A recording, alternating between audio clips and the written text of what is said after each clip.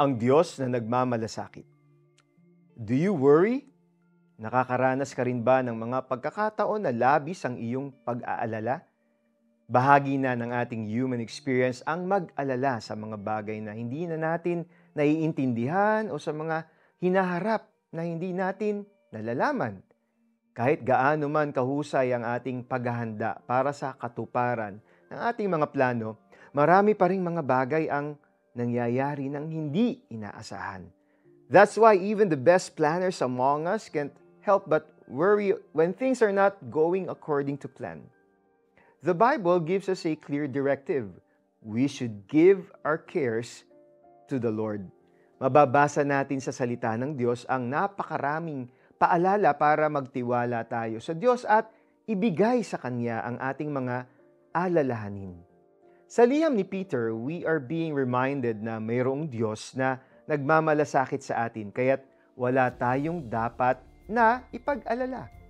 God's Word does not invalidate our worries, but it encourages us to take all our worries and give it to God, and He will take care of us. Kung iisipin natin, it is such a great encouragement that the all-powerful God who created the universe cares for us. Maaari tayong maging payapa sa katotohanan na sa kabila ng ating pagod at pag-aalala, nariyan ang Diyos na hindi tumitigil sa pagmamalasakit sa atin. Gaano man kabigat ang ating mga dalahin at pag-aalala sa isang hinaharap na hindi natin natitiyak, makakaasa tayo sa tapat na malasakit ng ating Diyos. Ang ating cares and worries ay reminder sa ating sarili na hindi talaga natin kakayanin ang mga pagsubok sa buhay. At dahil hindi natin kaya mag-isa ang buhay na ito, paalala din ito na kailangan natin ang Diyos.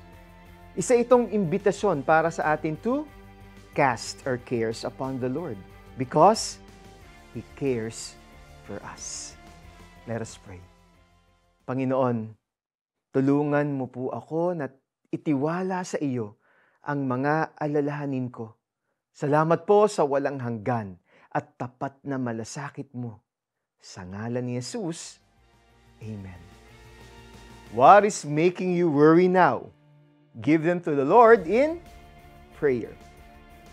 Ipagkatiwala ninyo sa Kanya ang inyong mga alalahanin sa buhay sapagkat Siya ay nagmamalasakit sa inyo. Unang Pedro 5:7. Ako po si Eric Totanyes. God cares for you.